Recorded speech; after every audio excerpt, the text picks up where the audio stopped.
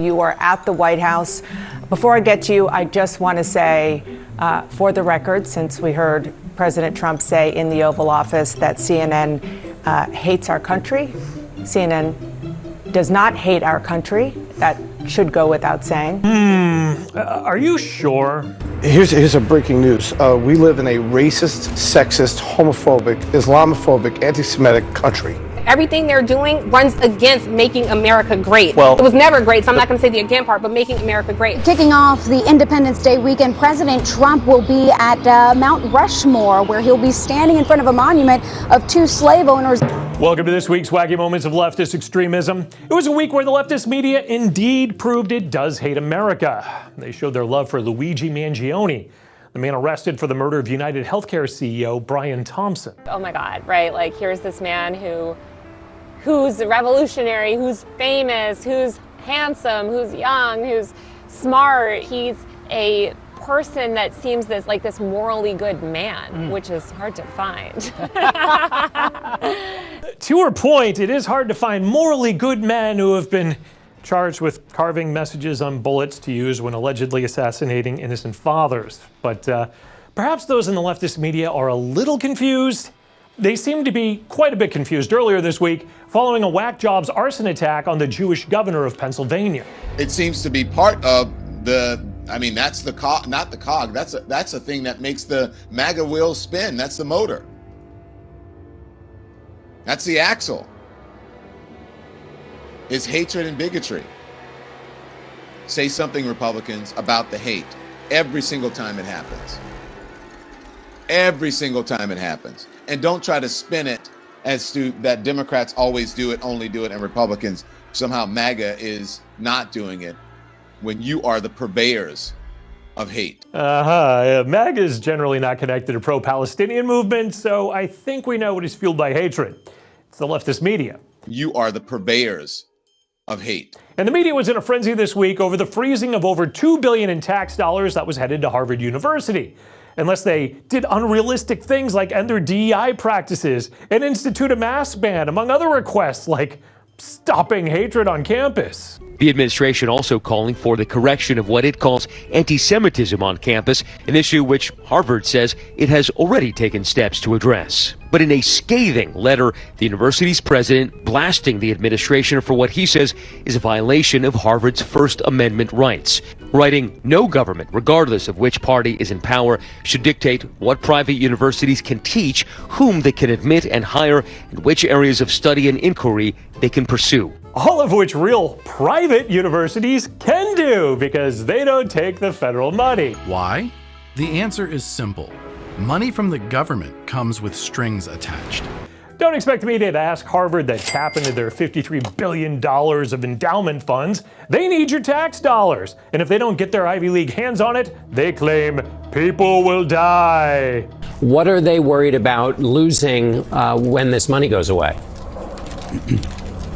I spoke with a medical school professor who says his department has been hit with hundreds of thousands of dollars in cuts. That will impact research into Alzheimer's, ALS, Parkinson's, long COVID, and a variety of cancers. And he said what that means for Americans, and I quote him, is that people who could have been cured in the years to come will instead die. Wow, the media is defending Harvard like it was a biological male inside a women's locker room. Because the media likes those too. And back in February, the Attorney General sent the state a letter saying that it has to comply with this administration's interpretation of Title IX, that federal anti-discrimination law. The state of Maine, though, has made it clear they are not going to do that. So that has set off litigation, including today's lawsuit. But the state of Maine has noted that there are only 2 transgender athletes participating in girls' sports in the state. So there have been questions about why so much sort of federal energy and resources have been poured into this specific issue. Yeah, I wonder why. Maybe there's something CNN isn't telling us. Oh yeah, it's because the boys are taking titles away from the girls. Maybe that's why it's controversial. But they don't mention that because it would actually put the story in some sort of context. Republicans are not going to let up on this. They're not going to leave it alone. They're not going to stop this, and we're going to suffer. And here's what I find ironic about all this. It's very easy to fight back on trans issues. The science is on our side. Except for the science of biology, DNA, chromosomes. But hey, this is the leftist media. What matters is the political stance. Don't bring up facts. Leave them out and just push your agenda. And after a tumultuous few months that also saw mass layoffs across the agency. So to help understand what this all could mean, we are joined now by Natasha Sarin. She's the president of the Budget Lab at Yale University. Wait, isn't that Natasha Sarin? Natasha Sarin. She's the president of the Budget Lab at Yale University. I think she's a bit more than that.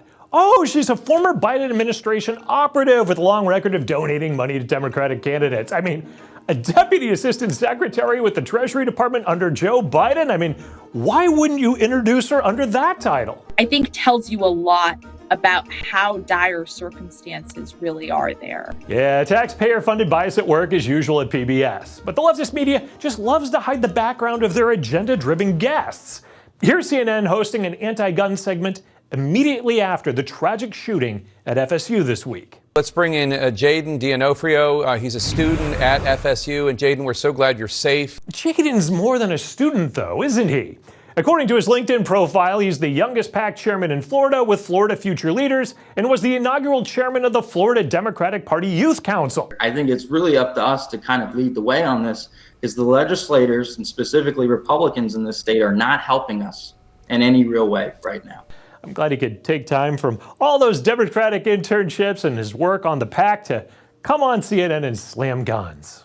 And I thank you for your time and your eloquence today. Please take care of yourself.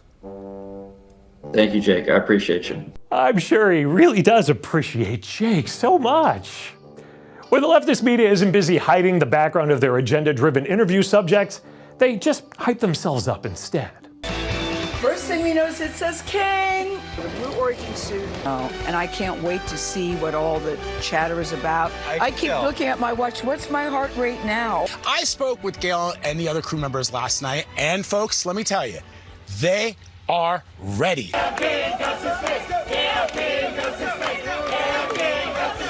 Wow, did you know that CBS's Gayle King took off on Blue Origin's mission NS-31 for a 10-minute and 14-second flight? That we've talked about quite a bit. That's why CBS spent roughly over 3 hours in the days before trumpeting King and her all-female crew.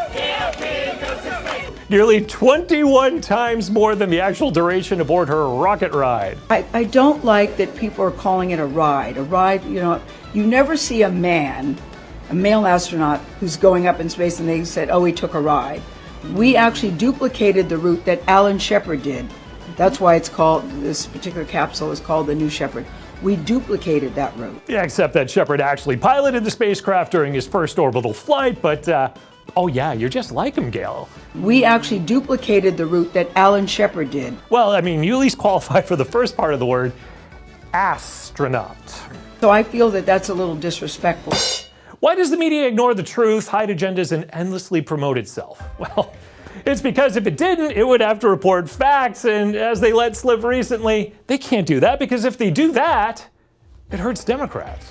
Why was the mainstream media so reluctant, it seemed to me, to go much, much harder on what everyone was seeing with their own eyes? The only thing I can chalk it up to is this, whatever you want to call it, this fear that some members of the media had sometimes that they would be perceived as helping Trump if they somehow diminished Biden.